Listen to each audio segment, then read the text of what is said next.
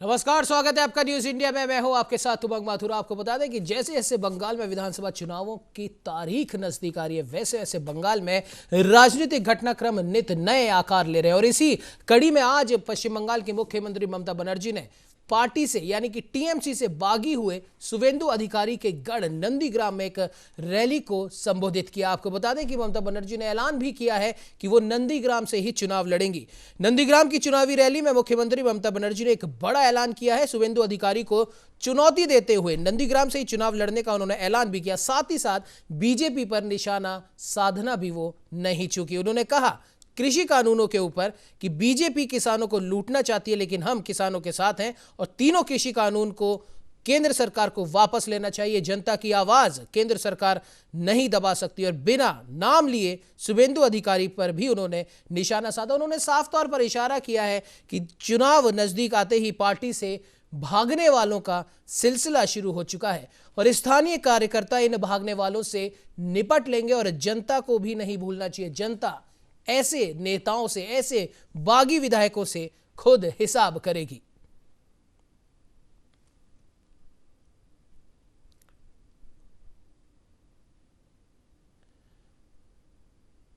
आपको बता दें कि भारतीय जनता पार्टी और तृणमूल कांग्रेस के बीच जारी राजनीतिक जंग को लेकर ममता के इस ऐलान के कई मायने निकाले जा रहे हैं। इससे पहले ममता बनर्जी भवानीपुर से चुनाव लड़ती आई हैं, लेकिन अब की बार वो नंदीग्राम से चुनाव लड़ना चाहती हैं।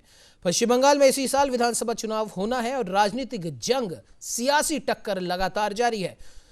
पश्चिम बंगाल की मुख्यमंत्री और तृणमूल कांग्रेस की मुखिया ममता बनर्जी ने नंदीग्राम में चुनावी सभा को संबोधित करते हुए बीजेपी और शुवेंदु अधिकारी पर एक साथ निशाना साधा। उन्होंने कहा कि मैं चाहती हूं इस बार यहां से चुनाव लड़ूं। ममता ने मंच पर ही राज्य यूनिट के अध्यक्ष से अपील भी की और तुरंत ही वहां पर फैसला भी हो गया। ममता बनर्जी ने कहा कि इस बार भी बंगाल में टीएमसी की सरकार बनेगी और टीएमसी को 200 से भी अधिक सीटें मिलेंगी। ममता बनर्जी ने शुवेंदु अधिकारी पर तंज कसा और कहा कि नंदीग्राम का आंदोलन किसने किया, इस पर उन्हें किसी से ज्ञान लेने की जरूरत नहीं है। आज किसान भी आंदोलन कर रहे हैं और बीजेपी को तीनों कृषि कानून तुरंत वापस लेने चाहिए। टीएमसी के कई नेता बीते दिनों में पार्टी छोड़ बीजेपी की ओर गए हैं। इस पर भी ममता बनर्जी ने रैली में निशाना साधा। उन्होंने कहा कि बीजेपी की ओर से पैसों का इस्तेमाल किया जा रहा है और शायद यही वजह है कि आज कई लोग उनकी तरफ जा रहे हैं। बीजेपी की ओर से कुछ लोगों को दिल्ली से डराया जा रहा है ताकि उनका पलड़ा भारी हो सके।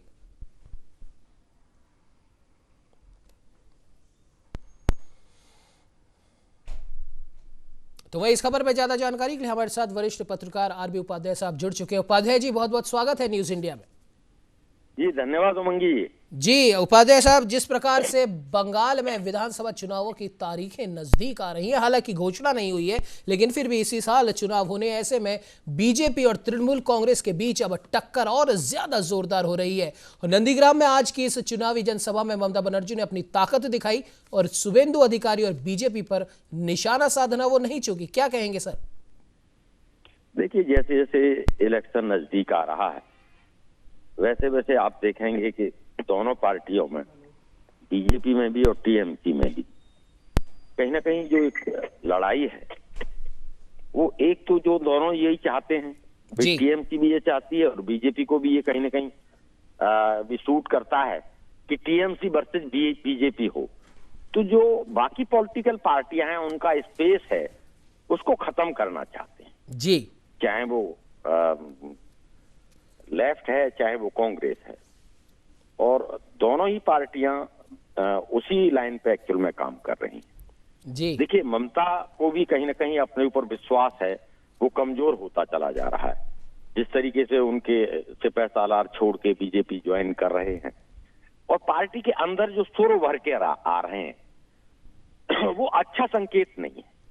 लेकिन ये भी यथार्थ है कि ममता को बंगाल की राजनीति में नकारा नहीं जा सकता। जी, जिस तरीके से मीडिया का परसेप्शन है कि भी ममता बिल्कुल साफ हो जाएंगी, तो ये नहीं कह सकते हैं। वहां के लोगों का जुड़ाव और लगाव कहीं ना कहीं ममता दीदी के प्रति है और ऐसा नहीं हो सकता कि भी उसको बिल्कुल नल एंड वॉइड कर दिया जाए।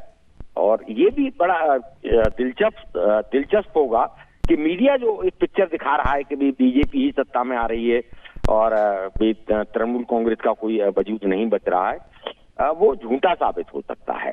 ये बात अलग है कि भी अंदर से ममता दीदी को भी उतना कॉन्फिडेंस जितना होना चाहिए इलेक्शन में लास्ट मोमेंट तक आप हार भी रहे हैं तब भी विश्वास आपको अपने अंदर मजबूत रखना चाहिए। वो विश्वास कहीं हिलता हुआ नजर आ रहा है जी। और उसी का परिणाम है। मैं देख रहा हूं कि वो कहती हैं कि भी सबको एक हो जाना चाहिए और बीजेपी को हराने के लिए। तो देखिए सब एक हों, लेकिन वो किस शर्त पर होंगे? जनता भी जो गठबंधन है उनका यथार्थ जान चुकी है कि वो सत्ता के लिए गठबंधन होते हैं और जैसे ही सत्ता मिलती है बंदरबांट शुरू हो जाता है और उससे पहले ही सीटों के बंटवारे पे ही कहीं ना कहीं बंदरबांट शुरू हो जाता है जी। तो देखिए बिल्कुल ममता का जो संघर्षमय जीवन रहा है और वो आज भी जिस शिद्दत के साथ अपना खून पसीना एक कर रही हैं, तो वो ऐसे ही नहीं है, वो लास्ट मोमेंट तक हार मानने वाली नहीं है और हो सकता है कि रिजल्ट पलट भी जाए। जैसा कि अभी जो मीडिया दिखा रहा है कभी बीजेपी बढ़त बना रही है और क्योंकि देखिए जो बांग्लादेशी घुसपैठिया है या जो बांग्लादेशी लोग हैं, मुस्लिम समुदाय है, वो बीजेपी को वोट नहीं करेगा, चाहे शुभेंदु अधिकारी चले जाएं कहीं या दूसरे लोग चले जाएं, वो वोट किधर जाएगा वो उसके ऊपर ममता दीदी का कहीं ना कहीं जो एक दारोमदार है उसी के ऊपर टिका हुआ है। अगर वो उसको बांध के रख पाती हैं और वो वोट उनको मिलता है तो बीजेपी के लिए इतना आसान नहीं होगा। देखिए लोकसभा में 18 सीटें ले लेना एक अलग बात है और लोकसभा के मुद्दे और स्टेट में जो लोकल मुद्दे होते हैं वो बिल्कुल दोनों में फर्क होता है।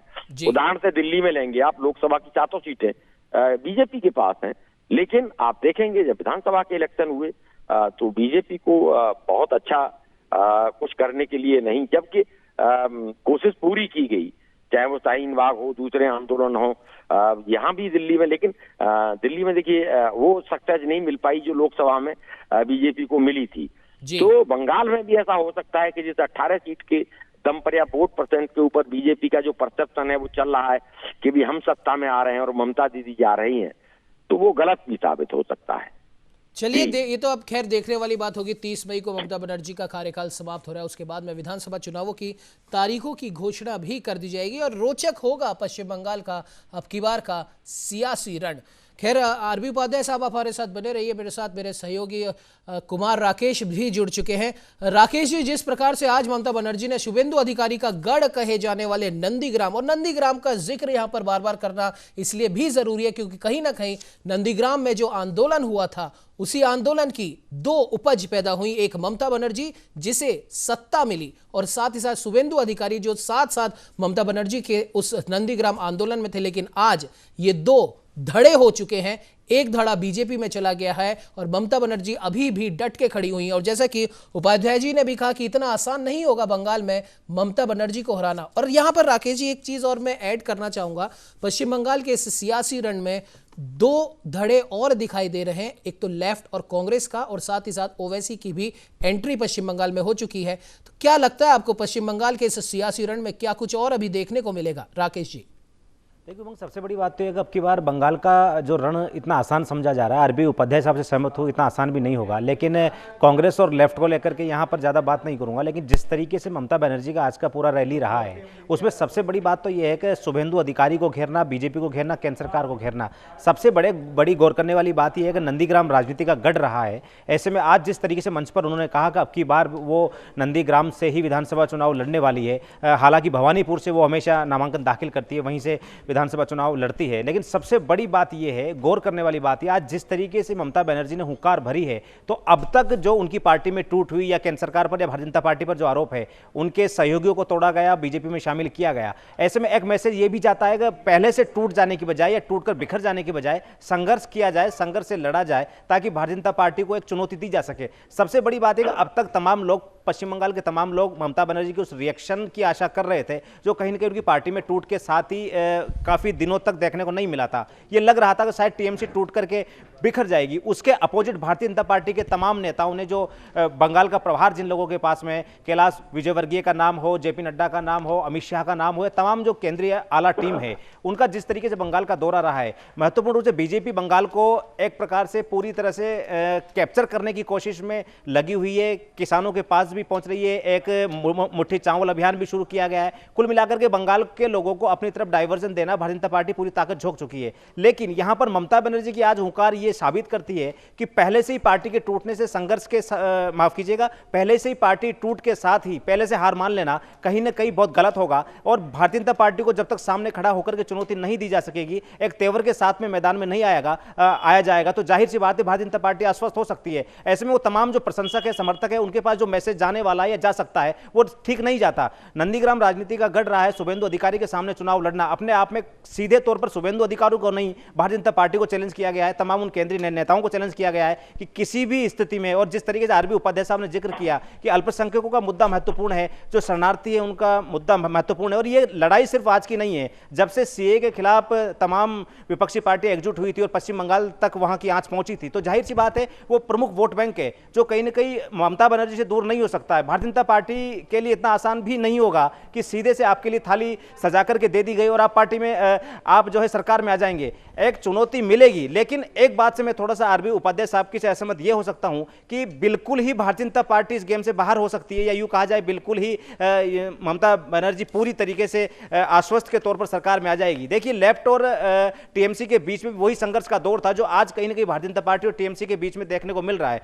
आम जनता भी कहीं ना कहीं उन तमाम झड़पों से, तमाम उपद्रवों से, तमाम जो मैनिपुलेशन वाली राजनीति है या वोटों के फ्लक्चुएशन को धर्म के आधार पर डाइवर्जन देना, इस प्रकार की चीजों से तंग आ चुकी है।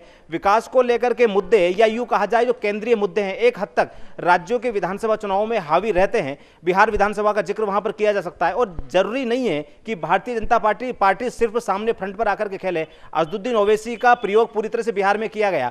असदुद्दीन ओवैसी भले ही अलग विचारधारा के व्यक्ति है, लेकिन कहीं ना कहीं उनका बिहार की राजनीति में उतर करके भारतीय जनता पार्टी को फायदा पहुंचाना कहीं ना कहीं सवाल खड़े करता है। तो जाहिर सी बात है, पश्चिम बंगाल और उत्तर प्रदेश दो ऐसे राज्य हैं जिन पर भारतीय जनता पार्टी की निगाह है। उत्तर प्रदेश में बीजेपी की सरकार है, कहीं ना कहीं उसको रिपीट करने के लिए, समाजवादी पार्टी और बीएसपी को पूरी तरह से सबक देने के लिए असदुद्दीन ओवैसी का उत्तर प्रदेश में आना अपने आप में बहुत बड़े सवाल खड़े करता है। वहीं इसी प्रकार से पश्चिम बंगाल में भी इस प्रकार से मुस्लिम वोटों को साधने के लिए, मुस्लिम तुष्टीकरण के लिहाज से अगर असदुद्दीन ओवैसी वहां पर पहुंचते हैं तो जाहिर सी बात है गेम बड़ा रोचक होगा। उमंग, बिल्कुल बिल्कुल राकेश जी, और शायद यही वजह है कि राजनीतिक हलकों में असदुद्दीन ओवैसी की पार्टी को बीजेपी की बी टीम कहा जा रहा है। खैर, ये बात एक अलग है कि वो बी टीम है या नहीं, लेकिन चुनावी नतीजे जिस प्रकार से बिहार में है उससे तो यही लगता है। उत्तर प्रदेश का आपने जिक्र किया, पश्चिम बंगाल का आपने जिक्र किया, हालांकि लगता यही है, लेकिन राजनीति में है, राजनीति में कब क्या कैसे दिखे और कैसे पलट जाए ये कहा नहीं जा सकता।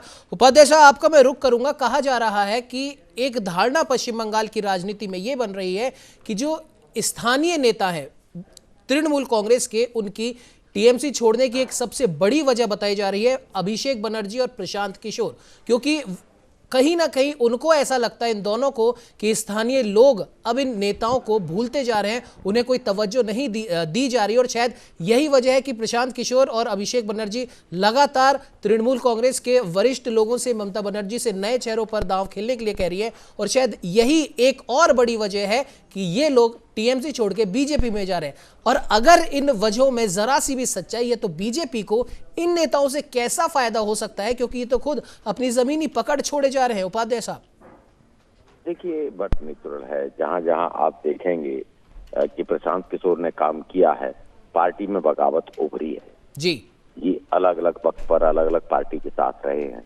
तो वहां का जो कैडर पार्टी का है उसमें असंतोष उभरा है, क्योंकि उनकी जो कार्यशैली है, उनका कार्य करने का जो ढंग है, वो कहीं ना कहीं जो लीडरशिप है दूसरी उसको नाराज करता है।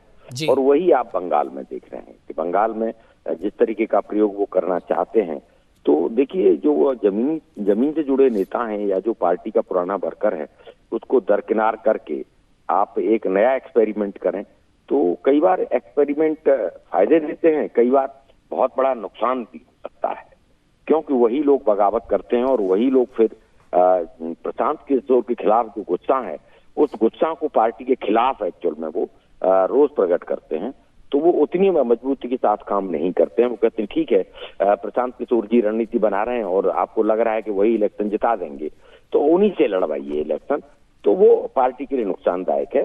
ये पार्टी का जो भी लीड कर रहा है, मान लीजिए ममता बनर्जी हैं या उनके भतीजे हैं दूसरे, तो वो उन लोगों को भी इस बात को मद्देनजर रखना चाहिए कि एक फ्रस्ट्रेशन पैदा ना हो, कहीं डिवीजन पैदा ना हो, प्रशांत किशोर को भी काम करने का मौका मिले और जो पार्टी की लीडरशिप है उसको भी ये न लगे कि भी हमें दरकिनार किया जा रहा है या हमें नहीं पूछा जा रहा है। सबको विश्वास में लेके चलना कोई भी परिवार का मुखिया होता है, परिवार तभी तक एकजुट रहता है, मजबूत रहता है। वो मुखिया किस तरीके से सारे परिवार को साथ लेके चलता है उसके ऊपर डिपेंड करता है। तो ममता बनर्जी ने अभी देखिए एक सुर और उभरा था और उनको फिर एक अहम जिम्मेदारी दे दी। तो उस तरीके से कहीं ना कहीं बैलेंस किया जा सकता है, जो एक असंतोष है उसको अभी दरकिनार किया जा सकता है। रहा बात देखिए असदन ओवैसी, तो ओवैसी के लिए कोई भी स्टेट में लड़ना डेफिनेटली जो मुस्लिम वोट है, क्योंकि जो मुस्लिम कम्युनिटी का वोट है वो बीजेपी को नहीं मिलता है और ये तरफ देते सभी जानते हैं, बीजेपी भी इस बात को जानती है और हमारे जो दर्शक हैं वो भी इस बात को बहुत अच्छी तरह समझते हैं। तो वहाँ बीजेपी की कोशिश ये रहती है कि वो वोट हमें नहीं मिलता तो बट जाए, इकट्ठा एक जगह न जाए, वो 4 जगह बटे, 6 जगह बटे, जितना बटेगा उतना बीजेपी को फायदा होगा। तो बिहार के प्रदेश में देखा जाए तो जो खेल खराब किया वो उसी रणनीति के तहत और उसी रणनीति को जो भी दूसरे स्टेट है उनमें बीजेपी एडॉप्ट करना चाहती है जी। लेकिन बिहार का मुस्लिम कितना ओवैसी को एक्सेप्ट करेगा, कितनी एक्सेप्टेंस देगा, ये परिणाम ही बताएंगे, क्योंकि उनका जो बॉडी लैंग्वेज है, भाषा है, बोलने का जो तरीका है, वो कट्टरपंथी जो मुस्लिम है उनको तो कहीं ना कहीं रास आता है। लेकिन जो दूसरा तबका है वो बहुत बड़ा तबका उन्हें लाइक भी नहीं करता है।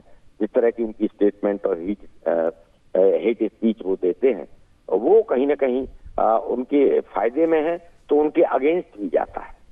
अब ममता, मैं ये नहीं कह रहा हूँ कि भी वहां बीजेपी को नकारा जा सकता है, बीजेपी ने बिल्कुल एक बैठ वहां पर बनाई है, अपना एक मजबूत संगठन खड़ा किया है और जिस तरीके से इलेक्शन बीजेपी लड़ रही है तो बटने चुरल है कि वो अच्छा परिणाम आ सकते हैं। क्यों कि देखिए जब भी कोई सत्ता में रहता है उसके खिलाफ एंटी इनकन्वेंसी फैक्टर काम करता है। ममता से जो लोगों को उम्मीद थी, वहां के आवाम की जो आकांक्षाएं, आशाएं थी, वो सारी आशाएं पूरी नहीं हुई, तो एंटी इनकन्वेंसी हर एक के खिलाफ आता है। तो वहां ममता दीदी के खिलाफ भी एंटी इनकन्वेंसी फैक्टर है जी। लेकिन लोकल में आप देखेंगे बीजेपी के पास ममता दीदी के कद का कोई दूसरा नेता नहीं है जिसको कि ममता के सामने प्रोजेक्ट किया जा सके। तो ये एक प्रॉब्लम बिल्कुल बीजेपी वहां फेस करेगी और लोकल चेहरा और उनके बराबर का चेहरा ना होने की वजह से कहीं ना कहीं बीजेपी को नुकसान रहेगा जी। लेकिन उपाध्याय जी, जिस प्रकार इसका, खैर आपके पास मैं आऊंगा, इस पर एक सवाल बनता है राकेश जी, आपसे मैं उसका जवाब लेना चाहूंगा। जैसे उपाध्याय जी ने भी कहा कि ममता बनर्जी के कैडर का कोई नेता इस समय पश्चिम बंगाल में नहीं है, कहीं तक ये बात सही लगती भी है, लेकिन क्या एक बहुत बड़ी वजह है कि बीजेपी हो सकता है शुवेंदु अधिकारी को पश्चिम बंगाल के मुख्यमंत्री के रूप में प्रोजेक्ट करे, क्योंकि कहीं ना कहीं पश्चिम बंगाल में भी जो हम कह सकते हैं पूर्वी मिदनापुर के जो 16 विधानसभा क्षेत्र है, नंदीग्राम तो है ही, और साथ ही साथ इन तमाम विधानसभा क्षेत्रों में शुवेंदु अधिकारी का दबदबा रहा है, और शायद ये भी एक और बड़ी वजह है कि ममता बनर्जी इन्हीं विधानसभा क्षेत्रों में शुवेंदु अधिकारी को घेरने की पूरी तरीके से कोशिश कर रही है। और अब ऐसा लग रहा है कि पश्चिम बंगाल की ये लड़ाई अब ममता बनर्जी वर्सेस बीजेपी और शुवेंदु अधिकारी हो गई है, ना कि अकेली बीजेपी, क्योंकि बीजेपी को तो सबक सिखाना ही है, उससे तो टकराना ही है, अब शुवेंदु अधिकारी से टकराना भी उनके लिए बहुत ज्यादा जरूरी हो गया है। राकेश जी।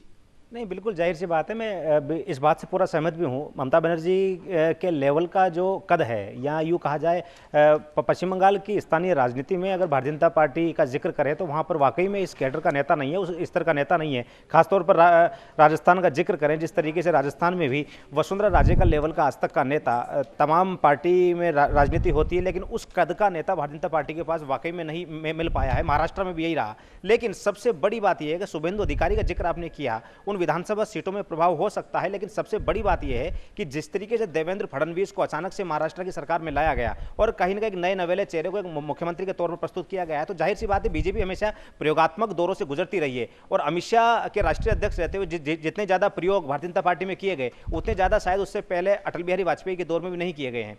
ऐसे में जाहिर सी बात है कि मुख्यमंत्री कौन होगा, अगर सरकार आती है तो कौन दावेदार होगा, इन सब चीजों पर अभी से बात करना बहुत ज्यादा जल्दबाजी हो जाएगी उमंग। लेकिन महत्वपूर्ण बात यह भी है कि आरबी उपाध्याय साहब ने एक चीज का जिक्र किया कि वर्तमान सरकार के खिलाफ एंटी इनकम्बेंसी का माहौल होता है, तो जाहिर सी बात है भारतीय जनता पार्टी को उसका फायदा मिल सकता है। यहां पर लेफ्ट और कांग्रेस पूरी तरह से बिल्कुल ये मान सकते हैं पर्दे के पीछे जा चुके हैं, या गेम से बाहर वाली सिचुएशन राजनीतिक लिहाज से कही जा सकती है। केवल वोट काटे जा सकते हैं, लेकिन एक प्रकार से पूरा चुनौतीपूर्ण ढंग से राजनीतिक मैदान में आना इतना संभव नहीं लग रहा है। सीधी चुनौती भारतीय जनता पार्टी और टीएमसी के बीच में है। ऐसे में भारतीय जनता पार्टी को जो सबसे प्रमुख रूप से जो फायदा मिलने वाली बात है वो पूरी तरीके से राज्य में सरकार के खिलाफ एंटी इनकम्बेंसी का जो माहौल है, सरकार ने क्या कुछ किया 5 सालों में, क्या कुछ रहा। सबसे एक बात का जिक्र यहां पर करना चाहूंगा उमंग, किसान सम्मान निधि को लेकर के तमाम राज्यों में राजनीति हुई। जो 6,000 रुपए किसानों को दिए जाते हैं, उन किसानों को दिए जाने वाले पैसे पर ममता बनर्जी ने भी सवाल खड़ा किया। वहीं अभी 4 से 5 दिन पहले बाकायदा ममता बनर्जी ने सरकार को पत्र लिखा है, और उस समय जब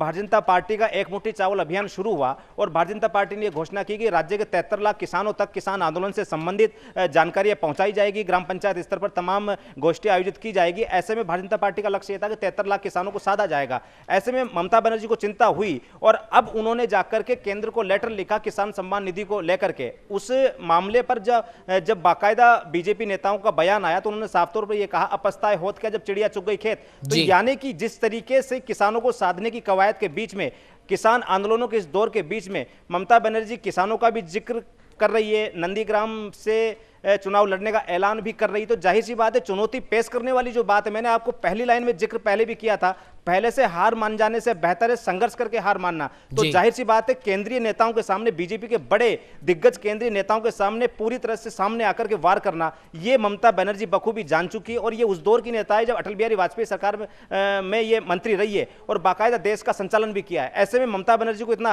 हल्के में मान लेना ये भी संभव नहीं है। लेकिन जिस तरीके से आज रैली में आक्रामक हुई है, तो जाहिर सी बात है बीजेपी को चुनौती मिलने वाली है। ऐसे में सिर्फ अपने समर्थकों के बीच में, प्रशंसकों के बीच में एक मैसेज देना कि अभी टीएमसी ने हार नहीं मानी है, कितनी तोड़फोड़ हो जाए, और शुभेंदु अधिकारी को चूंकि मैन मोहरा माना जाता है, तो ऐसे में शुभेंदु अधिकारी तो निशाने पर होंगे ही, केंद्र सरकार भी निशाने पर होगी। सबसे प्रमुख मुद्दा यह रहेगा, भारतीय जनता पार्टी के पास में फ्रूटफुल अगर अभी बन रहा है तो पार्टी के खिलाफ एंटी इनकम्बेंसी कितनी बन पा रही है, किन किन मुद्दों पर बन पा रही है, उन पर बीजेपी कितना फोकस कर पाती है, तो भारतीय जनता पार्टी के लिए चीजें रहेंगी। वहीं साथ ही केवल Bharatiya Janata party anti incumbency के आधार पर चुनाव में उतर जाएगी ऐसा मुझे नहीं लगता है। मैंने असदुद्दीन ओवैसी का जिक्र सिर्फ इसलिए किया था कि भारतीय जनता पार्टी उन तमाम फीचर्स को देखती है, उन तमाम राजनीतिक गणित का आकलन लगा करके चलती है, जहां से पार्टी को भले ही वोट ना मिले लेकिन दूसरी पार्टियों के वोट कहां पर काटे जा सकते हैं। मुस्लिम समाज महत्वपूर्ण रोल अदा करता है और पूरा मुस्लिम समाज टीएमसी के साथ में आ जाएगा या कांग्रेस या लेफ्ट के साथ में चला जाएगा, ऐसा संभव नहीं है। ऐसे में नई पार्टी पूरे नए तेवरों के साथ में, मुस्लिम समाज के हितों के साथ में अगर चुनावी मैदान में आती है तो असदुद्दीन ओवैसी के पास में काफी कुछ बचता है। और सीमांचल, बिहार के सीमांचल में ये मैंने देखा भी है, बिहार के सीमांचल में जिस तरीके से पासा पलटा और तमाम बड़े दिग्गज नेताओं को हरा करके बाकायदा असदुद्दीन ओवैसी वहां पर से जीत करके आते हैं, तो ऐसे में भारतीय जनता पार्टी के पास में बहुत अच्छे मोहरे हैं। एक प्लान ए के साथ साथ भारतीय जनता पार्टी लगातार 3 से 4 प्लान पर काम करती है। ऐसे में जाहिर सी बात है फायदा मिलना संभव है। उमंग, बिल्कुल राकेश जी, आपने सही कहा, और कहीं ना कहीं फायदा तो मिलेगा ही सही। और साथ ही साथ अगर बात कर ले, क्योंकि पिछली बार भी कांग्रेस के साथ में ममता बनर्जी गई नहीं थी, और देखा भी गया है कि जितनी बार भी केंद्र सरकार के खिलाफ एक बड़ा विपक्ष खड़ा करने की कोशिश की गई, तमाम राजनीतिक पार्टियों को इकट्ठा किया, लेकिन उनमें फूट पड़ गई। तो ऐसे में क्या लगता है आपको कि पश्चिम बंगाल में जीतने की हर कोशिश करते हुए क्या जरा सी भी संभावना यहां पर दिख रही है कि लेफ्ट, कांग्रेस और टीएमसी साथ में आ जाए? और अगर आती है तो किन शर्तों पर आएगी? देखिए, अगर इस प्रकार का प्रयास होता है, इस प्रकार का प्रयोग होता है, तो वो विपक्ष के लिए ही घाटे का सौदा है। आप यकीन मानेगा, मोदी सरकार 2.0 के पहले जिस तरीके से विपक्ष का महागठबंधन तैयार हुआ, तो उस समय पूरे देश में मैसेज जाता है कि एक व्यक्ति के खिलाफ तमाम राजनीतिक पार्टियां एक हो गई। तो इस प्रकार की गलती टीएमसी या तमाम विपक्षी दल नहीं करेंगे, क्योंकि एक मैसेज जो होता है, राज्य के मतदाताओं में जो मैसेज जाता है, तो सीधा मैसेज यही जाता है, एक व्यक्ति को हराने के लिए तमाम पार्टियां एकजुट हो गई है। और भारतीय जनता पार्टी इस मौके को छोड़ना नहीं चाहेगी। अगर इस प्रकार की कोई बात होती भी है या इस प्रकार का कोई प्लान तैयार भी किया जाता है, तो उसमें ज्यादा वोटर्स पर असर नहीं पड़ता है। वोटर पूरी तरह से अपना मन बना चुका होता है। सरकार में अगर सत्ता परिवर्तन की लहर चलती है, तो जाहिर सी बात है, आप कितने ही महागठबंधन तैयार कर लें, कितने ही आप एकजुट हो जाएं, वोटर के मन में अगर एक बात आ जाती है कि अब की बार सरकार को बदलना होगा, तो जाहिर सी बात है एक सुव्यवस्थित और पूरे बहुमत के साथ आने वाली सरकार को वोट देता है। ऐसे में इस प्रकार की हरकत मेरे ख्याल से विपक्ष नहीं करेगा, क्योंकि पीएम लेवल पर या यूं कहा जाए लोकसभा लेवल पर इस प्रकार की चीजें की जा सकती है, क्योंकि 33 30 से 35% वोट शेयर के बीच में प्रधानमंत्री का चयन हो जाता है, वही पार्टी सत्ता में आ जाती है। पीके ने यह फॉर्मूला दिया था और इससे पहले एक राजनेता ने, देश के एक मशहूर राजनेता ने भी यह फार्मूला दिया था कि 33% वोट पर अगर केंद्र में पीएम बनाया जा सकता है तो बाकी का जो वोट शेयर है जो बढ़ चुका है, अगर उसको एक मंच पर लाया जा सके तो जाहिर सी बात है उस पार्टी को बाहर किया जा सकता है। लेकिन वो कामयाब नहीं हुआ, क्योंकि जनता के बीच में मैसेज को किस तरीके से फैलाना है, किस तरीके से उसका राजनीतिक लाभ लेना है, ये भारतीय जनता पार्टी बखूबी जानती है। जी बिल्कुल राकेश जी, बिल्कुल सही कहा। कहीं ना कहीं बीजेपी जनता की नब्ज पहचानती है और शायद इसीलिए देखा भी गया है कई विधानसभा चुनावों में कि वो वहां के मुद्दे बहुत कम उठाती है और राष्ट्रीय मुद्दों पे ज्यादा खेलती है बीजेपी। खैर, अब ये देखने वाली बात होगी कि 30 मई के बाद में पश्चिम बंगाल का सियासी समीकरण अब कौन से नए रंग दिखाएगा। फिलहाल हमारे साथ में जुड़ने के लिए आरबी उपाध्याय साहब, आपका बहुत बहुत धन्यवाद। राकेश जी, आपका भी बहुत बहुत धन्यवाद। और आज नंदीग्राम से ममता बनर्जी ने जो हुंकार भरी है, वो उस हुंकार की गूंज जरूर दिल्ली तक तो पहुंच ही गई होगी और अब उस हुंकार का जवाब कैसे देना है, इस पर भी रणनीतिकार लग चुके होंगे अपनी रणनीति बनाने में। फिलहाल इस चर्चा में इतना ही। देश दुनिया की तमाम खबरों को देखने के लिए बने रहिए हमारे साथ और देखते रहिए न्यूज़ इंडिया।